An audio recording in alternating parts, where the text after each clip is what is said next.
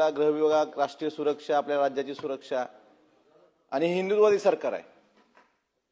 मंत्री महोदय ऐकत असते, गृहराज्यमंत्री होते इथं,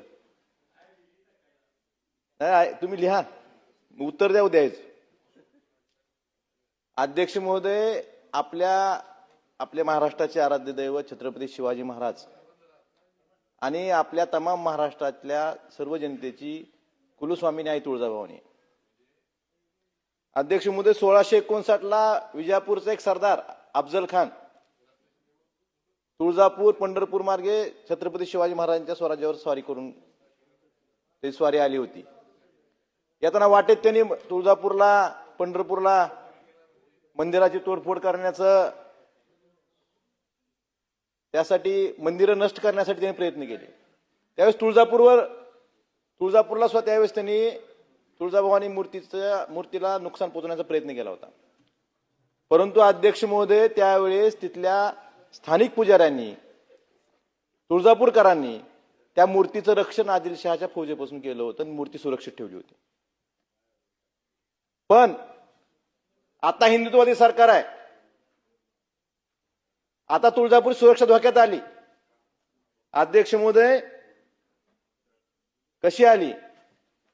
अध्यक्ष महोदय, केंद्र सरकारने 2024 मध्ये 7 मार्च 2024 ला, मंत्री महोदय ऐका, 7 मार्च 2024 ला एक राजपत्र काढलं आणि त्यात चायनीज कंपन्यांना सीसीटीव्हीच्या बंदी आणली।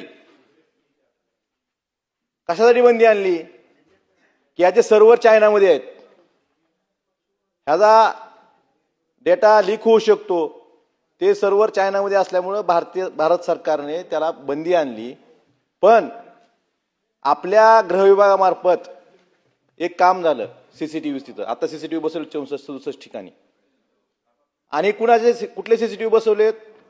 हे चीनी कंपनीचे। मंत्री महोदय, इनव्ह्यू नावाच्या कंपनीचे सीसीटीव्ही बसवलेत। ही कंपनी कुठली? चीनची। आणि केंद्र सरकारने 2024 मध्येच standardisation testing and quality certification STQC हे नॉर्म्स लागू केले होते आणि स्पष्ट असे आदेश होते केंद्र सरकारचे की ज्या कंपन्या STQCच्या इम्पॅनलमेंट मध्ये आहेत त्यांचे सीसीटीव्ही बसवायचे। मग तुळजापूरमध्ये सीसीटीव्ही बसताना केंद्र सरकारच्या नियमाचं पालन का केलं गेलं नाही? ह्याचं उत्तर सरकारने देणं गरजेचं आहे। तुम्ही अयोध्येतल्या रामाच्या दानपेटीत पण चोरी होते आणि इथं आई तुळजाभवानीचं सुरक्षा धोक्यात आपण घालताय। हे हिंदुत्व आहे का आपलं? हिंदुत्ववादी मतदारांनी आपल्याला मतदान केलं, हिंदुत्ववादी सरकार म्हणून निवडून दिलं आणि आपण आपल्याच मंदिराची सुरक्षा धोक्यात घालतोय, हेच हिंदुत्व आहे का? हा प्रश्न सर्व हिंदू समाजाला पडलेला आहे।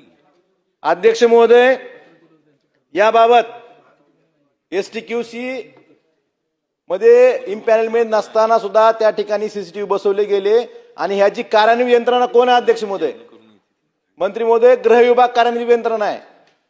मग ज्यांच्याकडे सुरक्षेची जबाबदारी असते त्यांना तर माहित पाहिजे ना केंद्र सरकारचे गाईडलाईन्स काय आहेत। भ्रष्टाचार तुम्ही रस्त्यात करता, पुलात करता, कशातही करता, पण देवाला तरी सोडा, देवाला तर सोडलं पाहिजे ना। आपल्या महाराष्ट्राची कुलस्वामिनी आहे, त्या ठिकाणी सुद्धा तुम्हाला भ्रष्टाचार करावा वाटतो, त्या ठिकाणी सुद्धा पैसे खावं वाटतात, ह्यापेक्षा महाराष्ट्र दुर्दैव कुठलं जाऊ शकत नाही। त्यामुळे अध्यक्ष महोदय, माझी विनंती आहे की याची SIT चौकशी झाली पाहिजे आणि यात कुणी असतील, राजकारणी असतील, अधिकारी असतील, यांना तुम्ही त्यांच्यावर कठोर शिक्षा केली पाहिजे, हीच माझी विनंती आहे। आणि मला अपेक्षा आहे की आई तुळजाभवानीच्या रक्षण त्यावेळेस पुजाऱ्यांनी आदिलशहापासून केलं होतं, आदिलशहाच्या सरदारापासून, अफजल खानापासून केलं होतं। परंतु आपल्या हिंदुत्ववादी सरकारमध्ये जर आई तुळजाभवानीची सुरक्षा धोक्यात येत असेल, उद्या चीनची कंपनी आहे, चीनची कंपनी पाकिस्तानला डेटा पुरवू शकते, हा धोका आपल्या लक्षात येत नाही का? त्यामुळे याची चौकशी झाली पाहिजे, SIT नेमली पाहिजे आणि दोषी आहेत त्यांच्यावर कठोर कारवाई केली पाहिजे, ही मागणी मी आपल्या माध्यमातून सरकारला करतोय।